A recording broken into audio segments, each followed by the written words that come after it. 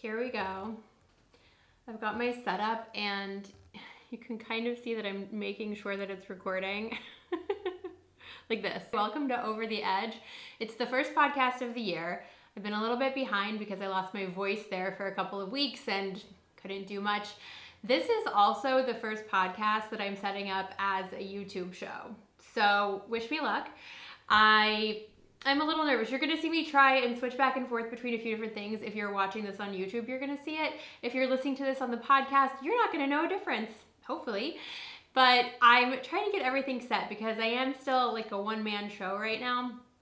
And while my day job doesn't certainly involve production, which is why I'm able to do this by myself so efficiently, it still is a lot of moving parts. So just bear with me on this. We're gonna make sure it's good. I'm not even joking. If you're listening, I've got a mirror set up behind my camera. It's very strategically positioned because it's a small mirror to make sure this stays recording as I'm going, even though I know it's recording on the audio, the podcast audio. I'm making sure the video stays recording.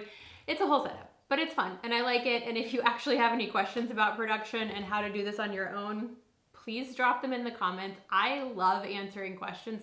That's what I'm here for. So welcome to Over the Edge with Paige Ray. Hello, I am Paige Ray. Welcome to my channel. I help you feel good in front of the camera, get visible, and get seen for whatever your creative endeavor is. And this year, I'm talking a lot about how to be iconic.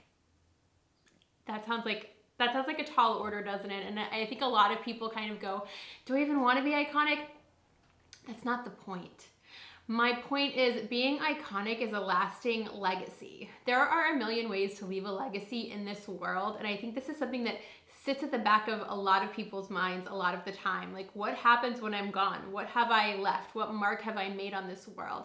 And if you're iconic, you have definitely made a mark. So it's not just you yourself need to embody being iconic, but it's, can you make iconic work? You know, what do you have sway over? What do you have influence over? Not necessarily to be an influencer, but what is different because you were here? And if that ever weighs on your mind, we're gonna start helping you step into the energy of how I'm gonna become iconic, how I'm gonna leave a mark today. And in order to do that, there are 5 beliefs that we need to rearrange for you in your mind. So let's get started, let's dive in. Belief number 1, my success is inevitable. Repeat after me again. My success is inevitable. Your success is not a negotiation. Your impact is not a negotiation.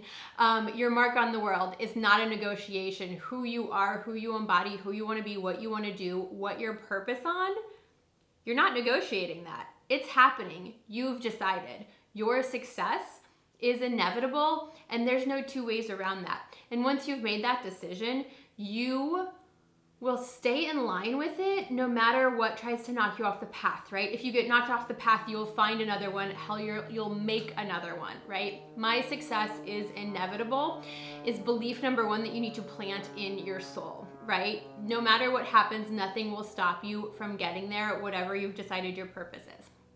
Belief number 2, other people are not my business.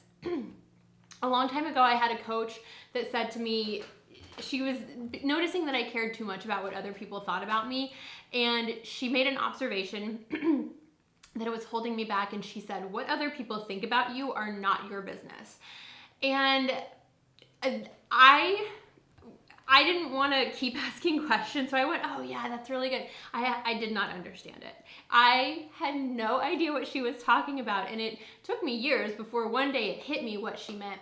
And it hit me when I was reading about projection and experiences, how everybody's perception of the world is influenced by their own experiences, their own life, their own happenings, right? Their own situation that they're in. And a lot of times what we're doing as humans is we're just walking around projecting onto each other.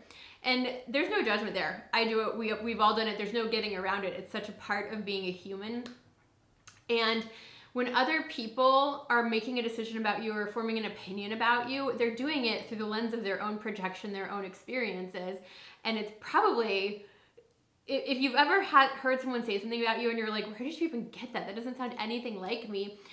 They're doing it through the lens of their own projection, their own experiences. And hey, If they want to share those experiences and sit down and have a conversation, great. But those experiences are none of my business, which means what people think about me is none of my business. Have you ever had somebody say something to you about yourself or about anything that really tells you more about them than it tells you about what they're talking about, right? They kind of reveal themselves a little bit without them even knowing it. That's what that means. What other people think about me is not my business. How other people price their services is not my business. What decisions other people make for their business, their creative endeavors, not my business. It has nothing to do with me. That's number 2. Number 3, I'm only available for this or something better and absolutely nothing less. That's mostly self-explanatory. It's pretty clear. Decide what you want, decide what you're working on, decide what you want your creative work to speak to become, to make an impact with, and don't stop at anything less than that. That seems pretty self-explanatory. But the hard part is the doing of that, because we're going to have a lot of opportunities to settle, a lot of opportunities to do less, say less, be smaller. But you don't have to take those. You can keep going. And just because you have that happening in the moment doesn't mean there's not more road in front of you to keep going and doing something bigger and better and closer to what that vision was that you had. All right. The noise in the background is part of what I'm talking about for the uncontrolled production environment, but we're just going to roll with it, aren't we? Number 4. I deserve my dreamiest dreams. Before you can have any of it, before you can decide my success is inevitable, you have to decide that you can have it to begin with. And so this is an important one. Maybe I should have put this at number 1, but first you have to decide like you actually do deserve your dreamiest dreams, your big wild goals, your major vision, that life that you can barely imagine living, but like you're so excited for. You actually have to decide that you deserve that. And then I guess, okay, number 2 should be my success is inevitable. Then other people, what they do, other people are not my business. I'm only available for this or something better and absolutely nothing less. And then the final one, only the big stuff holds my attention. And this is something that I trip over all the time, every single day. And while I'm still playing with this concept every day, especially this year, it's not something I really put my finger on until the last few weeks. So this is something we're going to learn and grow with together. But there are so many opportunities for you to get hung up on small stuff every single day.